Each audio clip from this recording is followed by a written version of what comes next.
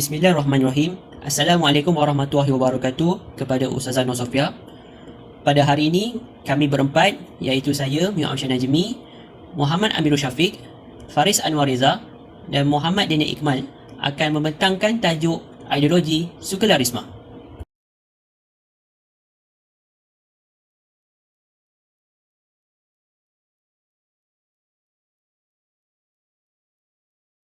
Sebagai pembentang yang pertama, saya akan memulakan perbincangan ini.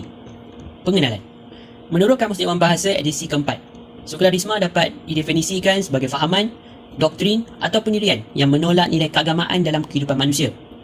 Menurut Kamus Oxford pula, sekularisme ialah kemedaan atau keduniaan tanpa keagamaan dan kerohanian.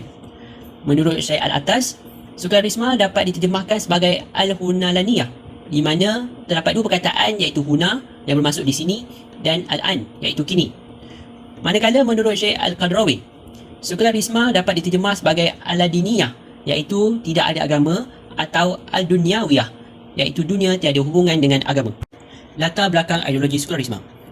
Ideologi ini wujud di Eropah ketika tamadun tersebut mengalami zaman gelap atau the Dark Ages. Pada waktu itu, masyarakat dikatakan tiada kebebasan akibat dikongkong oleh gereja selama 1000 tahun. Pada zaman itu juga, Eropah dilanda beberapa wabak penyakit yang buruk seperti the Black Death yang telah mengorbankan hampir 1/3 populasi Eropah pada waktu itu. Hal ini telah menyebabkan lahir aliran pemikiran yang bertentangan atau berlawanan dengan hegemoni pada waktu itu. Ideologi ini berjaya membawa masyarakat Eropah keluar daripada zaman gelap dan seterusnya mengalami zaman Renaissance atau zaman pembaharuan. Sekarang, saya akan serahkan pembentangan ini kepada saudara Muhammad Amirul Syafiq. Assalamualaikum, nama saya Muhammad Amirul Syafiq bin Syahrul Nizal. Pada hari ini, saya akan membentangkan kesan sekularisme dari segi sosial dan ekonomi. Kesan sekularisme dari segi sosial amatlah berbahaya kepada golongan muda kerana mudah tertarik dengan fahaman sekularisme. So, di sini golongan muda amat mudah tertarik dengan fahaman sekularisme. Jadi, tanpa bimbingan keluarga, akhlak dan moral golongan muda ini akan mudah terpesong daripada ajaran agama Islam itu sendiri. Contoh aktiviti yang meruntuhkan akhlak, arak, dadah dan pergaulan bebas.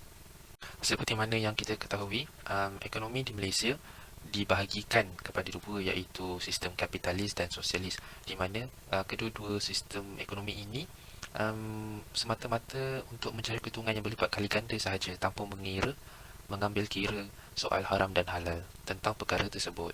Untuk pengetahuan, sistem ekonomi kapitalis ini telah digunakan di negara Islam tetapi masih mendapat banyak nilai-nilai yang bercanggah daripada bercanggah daripada syariat yang telah ditetapkan. Jadi apa yang boleh kita huraikan daripada kesan sekularisme dari segi ekonomi ini adalah sistem ekonomi Islam ni sudah lama wujud, tetapi ideologi sekular itu masih berlegar-legar dan wujud sehingga meninggalkan konsep Islam yang sudah lama wujud untuk keseluruhan urusan ekonomi negara. Assalamualaikum warahmatullahi wabarakatuh. Nama saya Faris Anwar Reza. Saya akan membentangkan kelemahan sekularisme.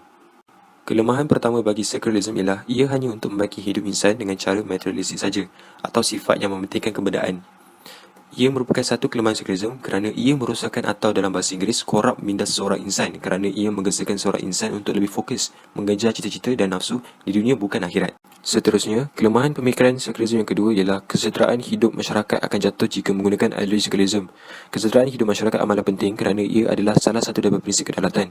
Jika sebuah negara menggunakan ideologi sekularisme, ia akan menjatuhkan kedaulatan. Contohnya, berlaku di Cambodia di mana kerajaan membuat genosid iaitu pembunuhan secara beramai ke atas kaum Rohingya yang beragama Islam. Di samping itu, kelemahan ideologi sekularisme yang ketiga ialah ia tidak seimbang dari segi aspek agama dan sosial, di mana ideologi sekularisme memisahkan hal ehwal negara daripada perundangan yang ditetapkan oleh Allah SWT.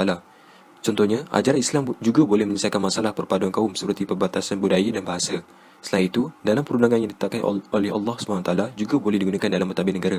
Sebagai contoh yang terbaik, iaitu hukum hudud yang digunakan oleh sistem perundangan di negara Brunei Darussalam. Akhir sekali, kelemahan ideologi sekularisme ialah ia tidak mendapat sokongan yang teguh, di mana ia lemah kerana ia tidak akan dapat sokongan dari agama-agama lain terutamanya agama Islam.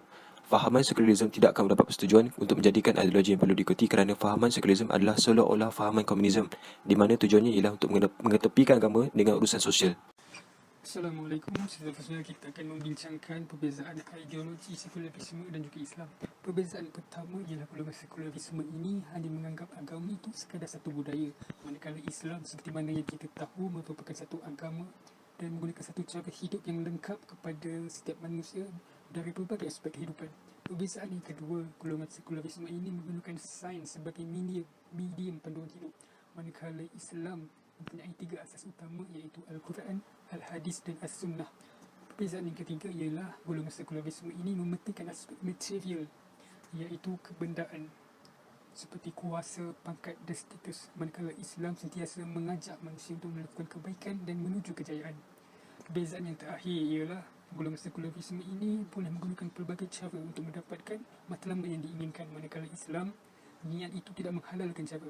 Jika niat itu baik tetapi caranya salah, maka itu tak menjadi salah. Itu saja daripada saya. Sekian. Terima kasih. Terima kasih, Saudara Daniel. Sebagai rumusan, terdapat beberapa perkara yang dapat disimpulkan. Antaranya, ideologi sekularisme merupakan salah satu ideologi yang wujud di dunia ini sejak sekian lama. Kedua, ideologi ini juga memberikan beberapa kesan atau impak kepada sesebuah masyarakat yang menerimanya, baik dari segi sosial maupun ekonomi. Yang ketiga, setiap penciptaan manusia sentiasa mempunyai kelemahan dan kekurangannya tersendiri, termasuk ideologi ini. Dan yang terakhir, ideologi ini juga mempunyai perbezaan yang ketara dengan ajaran Islam yang sebenar. Sekalian, itu saja daripada kami. Assalamualaikum.